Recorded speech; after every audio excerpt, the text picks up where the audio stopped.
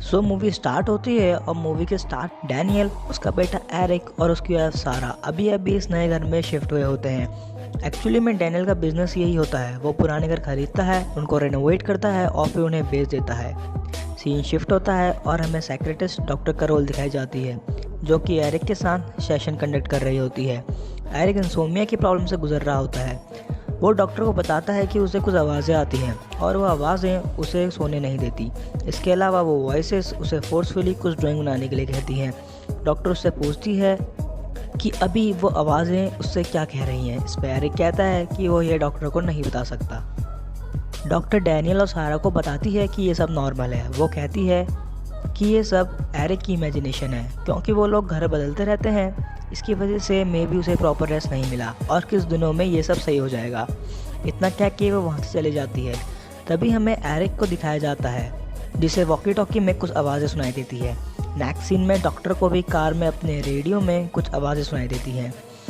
तभी डॉक्टर की कार में हम मक्खी देखते हैं, जो देखते देखते उसके कान के अंदर घुस जाती है। उसके घुसने से डॉक्टर की आंखें लाल पड़ जाती हैं और वो स्पेस से पोसेस होकर अपनी कार का कंट्रोल खो देती है। उसका एक्सीडेंट हो जाता है। पेड़ की एक टहनी उसके मुंह और सीट के आर पार हो जाती है। तभी हमें घर में एरिक दिखाया जाता है, जिसने एक सेम वैसे ही एक्सीडेंट से मिलती जुलती पेंटिंग बनाई थी। इससे ये बात तो कंफर्म हो जाती है कि घर में कोई ना कोई स्पिरिट थी जो ऐसा करवा रही थी। नेक्स्ट डे डैनियल को अपने घर की दीवार में एक स्पॉट दिखाई देता है, जहाँ बहुत सारी फ्लाइज होती हैं। वो एक डिसइंफेक्टेंट ला के उस पर मार देता है। सीन शिफ्ट होता है और एरिक नहा रहा होता है। तभी वहाँ उसे कुछ आवाज़ें आती हैं और वो उसे अपने डैड की आवाज़ समझता है। एंड आवाज़ें बोल रही होती हैं कि उसके डैड उससे नफरत करते हैं। वो ये सब बात अपनी मम्मी को बताता है, पर उसकी मम्मी कहती है कि ऐसा कुछ नहीं है, उसके डैड उससे बहुत प्यार करते हैं। पर रात को ये चीज़ सारा डैनियल से डिस्कस करती है। वो डैनियल से पूछती है क्या उसने एरिक को डांटा या कुछ बोला। इस पर डैनियल मना कर देता है।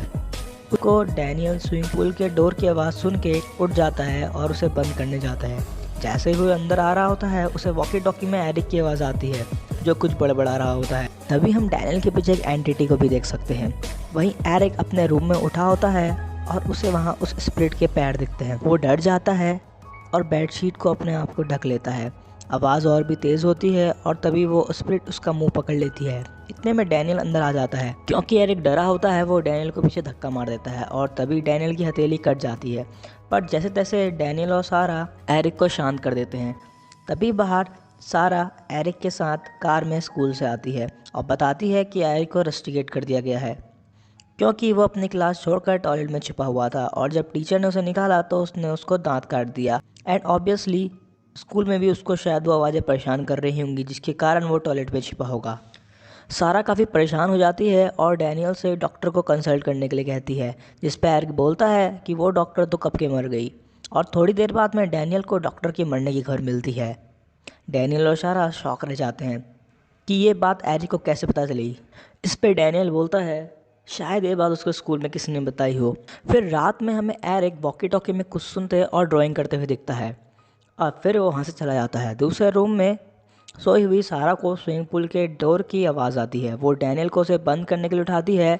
डैनियल जब डोर बंद करने जाता है तो उसे घर का मेन डोर खुला मिलता है और थोड़ी देर पर उसे एरिक की शर्ट भी मिलती है। वो एरिक को आवाज़ देने लगता है और स्विमिंग पूल की तरफ भागता है।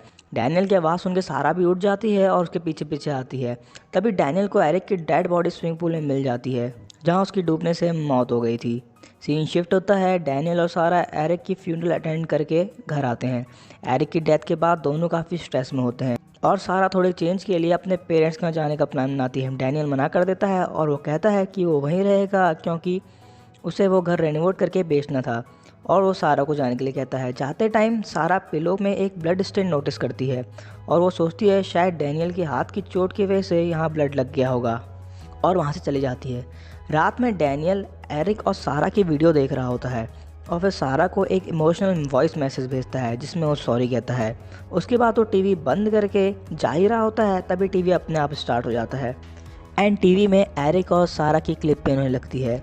इसके बाद उसे वॉकी टॉकी में भी कुछ आवाज़ें आती है, पर इन सबको इग्नोर करके वो सोने चले जाता है। सुबह उसे सारा का फ़ोन आता है। वो एरिक से बोलती है कि उसने जो कल वॉइस मैसेज भेजा था उसमें वियर्ड और चिल्लाने की आवाज़ आ रही थी। डैनियल बोलता है कि उसने तो बस सॉरी कहा था और ऐसा कह के वो वॉइस मैसेज चेक करता है उसे भी लो पिच में कुछ आवाज़ें आती है। तभी वो अपना फ़ोन कंप्यूटर से कनेक्ट करता है और अपना वॉइस मैसेज एम्पलीफाई करके सुनता है। दोबारा सुनने पर उसे एरिक की आवाज़ सुनाई देती है जो उससे हेल्प मी डैड कह रहा होता है। वो ये सुन के बहुत डर जाता है और उसे डॉक्टर जर्मन की साउंड फ्रॉम आफ्टर लाइफ वाली बात याद आती है। अगले दिन डैनियल डॉक्टर जर्मन के पास चले जाता है और ये सब इंसिडेंट उसे बताता है। पहले तो डॉक्टर ये सब इग्नोर मारता है, पर डैनियल के प्रेशराइज करने के बाद वो अपनी बेटी रुथ के साथ डैनियल के घर चले जाता है। डैनियल के घर में वो CCTV, infrared thermal cameras and mike fit कर देते हैं। डॉक्टर जर्मन की वाइफ की डेथ तभी हो गई थी जब रुथ छोटी थी और उसकी डेथ भी बहुत मिस्टीरियस वे में हुई थी। फिर तभी से डॉक्टर जर्मन इन सब चीज़ों पर रिसर्च कर रहा था। डॉक्टर जर्मन अपने low frequency voice catching mike लेके घर के कमरों में घूमता है। तभी थर्मल कैमरा में रुथ एक आदमी को नोटिस करती है। वो उस आदमी को डैनियल समझती है और डॉक्टर जर्मन से उसे बाहर भेजने के लिए कहती है, लेकिन डैनियल पहले से ही बाहर बैठा होता है, वो घर के अंदर होता ही नहीं है। मतलब ये कोई एंटिटी थी। रुथ इसको नॉर्मल स्क्रीन में देखती है और वहाँ कोई नहीं दिखता, पर थर्मल इमेज में वहाँ पे कोई शो हो रहा था। डॉक्टर जर्मन एरिक के कमरे में उस स्पिरिट की वॉइस कैच करने जाते हैं और हमें थर्मल स्क्रीन में वही स्पिरिट डॉक्टर के सामने खड़ी दिखती है। अचानक डॉक्टर के हेडफोन्स में बहुत हाई फ्रीक्वेंसी वॉइस आती है जो कि स्पिरिट ने की थी।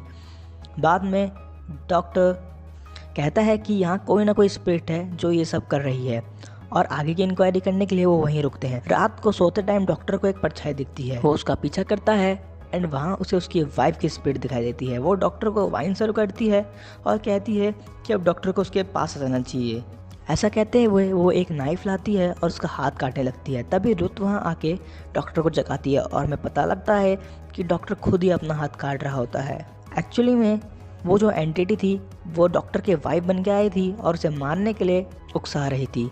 वहीं दूसरी तरफ सारा को एक फ़ोन आता है और इसमें एरिक की आवाज़ आती है जो बोलता है कि मॉम मुझे बचा लो, पापा घर में एक आदमी को लाए हैं जो उसे मारने वाले हैं। एनियस एक्चुअली में वही स्पिरिट थी जो नहीं चाहती थी कि डॉक्टर उसे वहाँ से निकाले। सारा ये सुन के शॉक हो जाती है और वो घर से निकल लेती है। वहीं रुथ बालकनी में बैठे स्मोक कर रही होती है। तभी वो पेड़ पे बहुत सारी बिल्लियों को लटका देखती है। वो डैनियल और डॉक्टर को बुलाती है। बाद में डैनियल उन सब बिल्लियों को बरी कर देता है। डॉक्टर डैनियल से बोलता है कि उसने पहले कहीं ना कहीं ये सब देखा है और कहता है कि वो आवाज़ जिसे डैनियल एरिक की बता रहा है वो उसकी नहीं है, वो किसी और स्पिरिट की है जो उसके संग माइंड गेम्स खेल रही है। वहाँ रुथ किसी फार्मेसी से मेडिसिन ले रही होती है। तभी एक डोर से उसे एक लेडी बुलाती है और उसे घर में कुछ बताती है और हमें पता लगता है कि उस घर का नाम दिया था द हाउस ऑफ वॉइसेस। यही कारण था कि वहाँ सभी लोगों को कोई ना कोई आवाज़ें आ रही थी।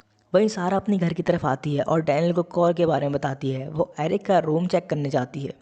पहले उसे वहाँ कुछ नहीं मिलता, पर थोड़ी देर में वहाँ एरिक दिखाई देता है जो ऑब्वियसली एक स्पिरिट होती है। वो जैसे ही उसके पास जाती है वो स्पिरिट बेड के नीचे गायब हो जाती है। सारा जैसे ही बेड के नीचे देखती है उसे भी उस एंटिटी के पैर दिखाई देते हैं जो पहले एरिक को दिखे थे। जब सारा बेड के ऊपर दिखती है तो वहाँ उसे कुछ नहीं दिखता। तभी उसका हाथ उसी स्पिरिट के पैर पे लगता है और वो स्पिरिट उसका गला पकड़ लेती है। सीन शिफ्ट होता है और डॉक्टर डैनियल को पिक दिखाता है जिसमें बिल्लियों को पेड़ से लटकाया होता है और वो बताता है कि ये एक बैड ओमेन है। पहले के ज़माने में ये एक कुछ बुरी चीज़ को इंडिकेट करता था। रुथ भी बताती है कि उसे पता लगा है कि इस घर में बहुत साल पहले विच ट्रायल होते थे। मतलब पहले यहाँ बुरी विचेस को टॉर्चर किया जाता था जो कि लोगों को नुकसान पहुँचाती थी। वो सब ये डिस्कस कर ही रही होते हैं तभी ऊपर से सारा फांसी पे लटके हुए उनके सामने गिर जाती है और उसके कान से भी एक फ्लाई निकलती है जिससे पता लगता है कि उसे भी स्पिरिट ने पोसेस करके मार दिया था। पुलिस वहाँ आती है और सारा की बॉडी ले जाती है। वो रुथ से पूछती हैं कि क्या इन कपल्स के बीच में लड़ाई हुई थी, जिस पे रुथ मना कर देती है। बाद में रुथ अपने डैड से वहाँ से चलने के लिए कहती है पर डॉक्टर नहीं मानता। तभी रुथ और डॉक्टर सीसीटीवी पे सहारा की सुसाइड वीडियो देखते हैं और थर्मल में उन्हें भी वहाँ वही स्पिरिट दिखाई देती है जो कि एक विच होती है। अचानक उन्हें एक शॉटगन की आवाज़ आती है। वो भागकर डैनियल के रूम में जाते हैं और डैनियल के हाथ में गन लिए देखते हैं। डैनियल बोलता है कि उसे उस जगह एरिक और सारा की वॉइसेस आ रही हैं। डॉक्टर किसी तरह उसको शांत करता है और उसके हाथ से गन लेता है। डॉक्टर डैनियल से कहता है कि अगर इस घर में विचेस को टॉर्चर किया जाता था तो यहाँ एक रूम पक्का होना चाहिए जहाँ ये सब होता था। डैनियल उसको उसी वॉल पे ले जाता है जहाँ हमेशा बहुत सारी उसे फ्लाइज दिखती हैं। वो उस वॉल को तोड़ता है तो उन्हें वहाँ एक रास्ता मिलता है, वो उसको फॉलो करते हैं और उन्हें वहाँ एक पिंजरा मिलता है जिसमें एक स्केलेटन होता है। इसे डॉक्टर उसे उसी विच का बताता है। डॉक्टर उसको छूता है और उसे कुछ पुराने विजुअल्स दिखाई देते हैं। विजुअल्स में वो विच अपनी आवाज़ से लोगों को पोसेस करती थी और उन्हें मार देती थी। इसी वजह से लोगों ने उसको टॉर्चर करके वहीं मार दिया।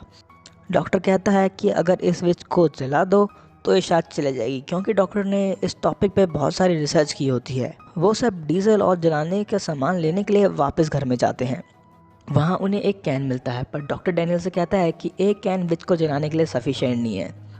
वो डैनियल को एक और कैन ढूंढने के लिए बोलता है और तब तक नीचे जाके उस कैन से विच को जलाने की कोशिश करता है।